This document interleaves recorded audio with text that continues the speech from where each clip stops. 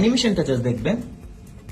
এটা হচ্ছে touch sensitive একটা বাটন। দেখেন সর্বোচ্চ আপনি 100 ওয়াটের আউটপুট পাবেন। এটা হচ্ছে 100% অরিজিনাল অ্যাঙ্কারের একটা 100 ওয়াটের অ্যাডাপ্টার। ভাই ধরলেই বুঝবেন যে এটা প্রিমিয়াম লেভেলের একটা জিনিস। এখানে টাইপ সি পোর্ট পাবেন দুইটা, একটা ইউএসবি এ আর সিঙ্গেল পোর্টে অর্থাৎ টাইপ সি যে কোনো পোর্টে আপনি 100 ওয়াটের আউটপুট পাবেন। একটা স্যামসাং ফোনের সাথে কানেক্ট করেছি আর হিলিয়াম হিরো 2 তে কানেক্ট করবো। এটা খুবই ম্যাসিভ একটা জিনিস। তো এটা অ্যানিমেশনটা জাস্ট দেখবেন।